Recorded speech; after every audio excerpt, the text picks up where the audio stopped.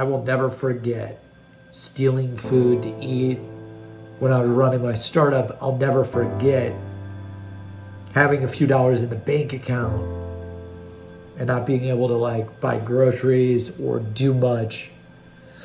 Not being able to provide for my family, right? Hey guys, I want to tell you a startup story. So, this was my second company.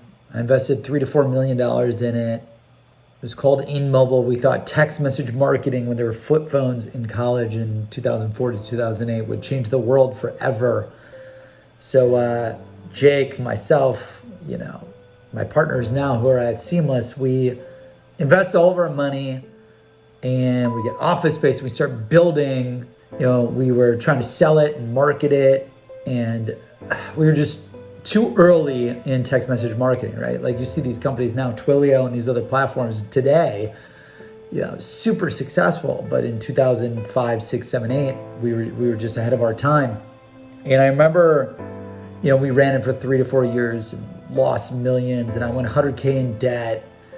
And this was during the financial crisis of the mortgage industry.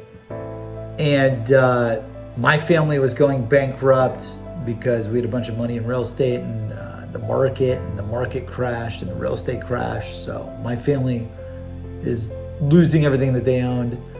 And I've got this failing company that's losing everything that I owned. This was literally, I was in college. I stayed a year after. I graduated early and then stayed a year after running this company. I had a studio.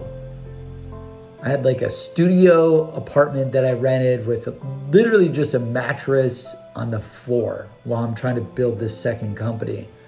There was a bathroom, no door. It was literally a bathroom with no door. The bedroom with the mattress on the floor, no TV, no nothing, because all my money was just invested in the company.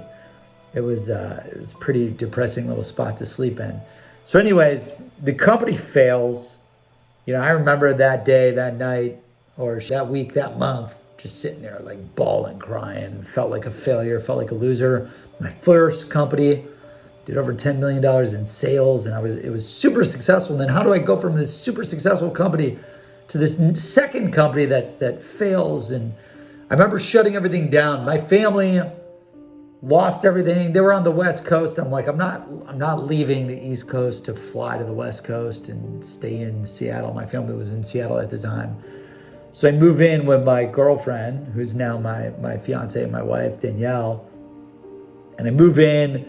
Her family luckily lets me move in because they know I have no money. My family's on the West Coast. I just shut down my failing company. And I remember literally in the house, she got a call from her best friend at the time. Her best friend at the time was like, hey, we're going to Mongolian barbecue. Like, do you guys want to go? And, we checked the bank account.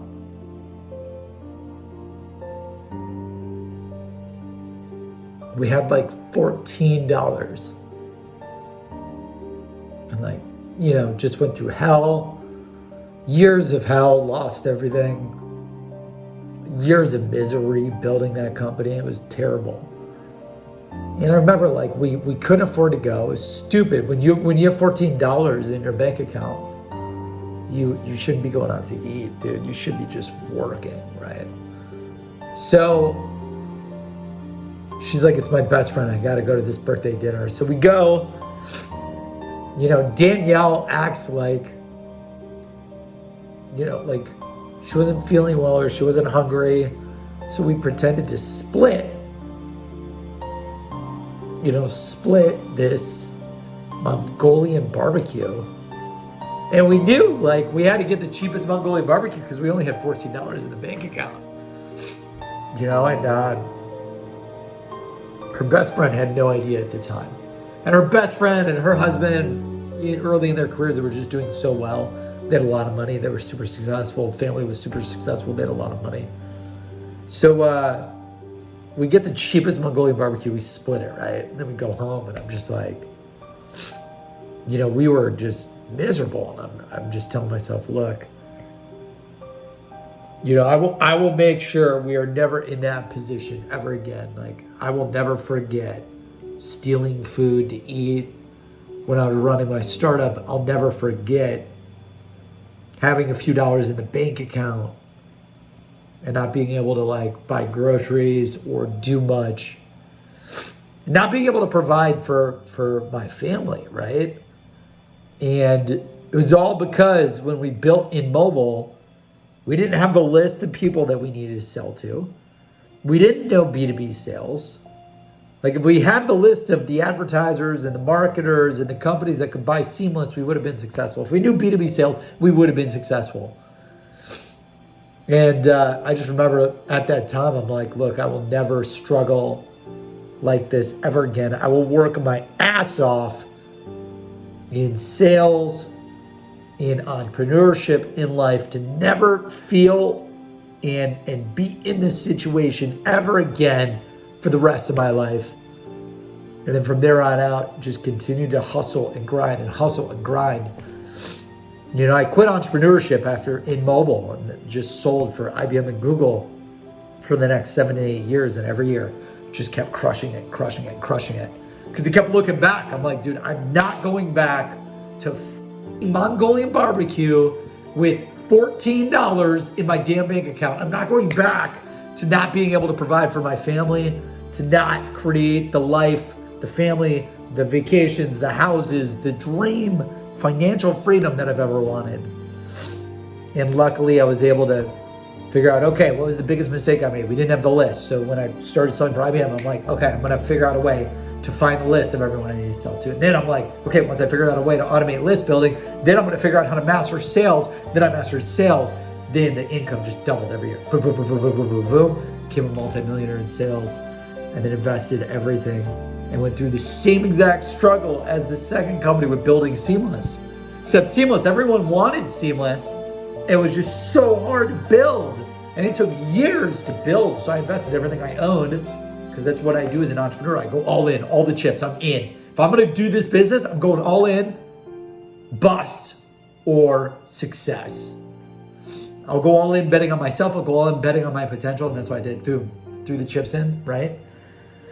And year one, made some progress. Engineers quit. Year two, hire more engineers, made some more progress building the platform. Engineers quit. Because all these engineers, they think you're going to build $1 billion Facebook in 6 months. That's just not how it is. Luckily, my last few $100 pushed all the chips in. I'm like, if this doesn't work, lost everything. I went from success to failure to success to failure again. It's going to suck, but I've made it this far. Year three, hired 3 engineers, bet the farm. They nailed finalizing the MVP. We launched 0 to millions and the millions to tens of millions, and now we're sprinting to 100 million in IPO. And the reason why I share that story is like, look, whatever you do, I want you to believe in yourself. I want you to believe as a salesperson, as an entrepreneur, as a marketer, like, there is a brighter future. There is light at the end of the tunnel. You can be successful. You can get everything you want in this life. As long as you've got the list, as long as if you focus on selling your products and services and servicing your customers and marketing it, figuring out who could leverage your products and services, get the list to contact them, connect with them, do whatever it takes. Sales solves everything. And never giving up. And I just want to share that story with you, because every day I wake up, why I work so hard, why I'm so motivated, is because I remember that day, that week, that month, hundreds of thousands in debt, bankrupt, only had $14 in the bank account, could barely eat with my family at Mongolian barbecue for a birthday party, and look at the accomplishments over the past 5-10 years. It's a completely night and day. 10 years ago, I was bankrupt, $14 in my bank account. Now, got a company that we built that's worth over 500 million. So have faith. You could do this. You got this. I'm cheering for you. If you do whatever it takes, you can make it happen. So be positive, be coachable, be hardworking, do whatever it takes. and make this next year your biggest and best yet. Don't give up. Thank you for listening to Sales Secrets with Brandon Bornancin. If you enjoyed the show, please don't forget to hit that subscribe button right now so you never miss an episode that drops on the daily. Your success is our success. This show is sponsored by Seamless.AI, the world's best sales leads. Get direct dials, emails, and cell phones for anyone in seconds. Request an invite to join for free at Seamless.AI. That's Seamless.AI.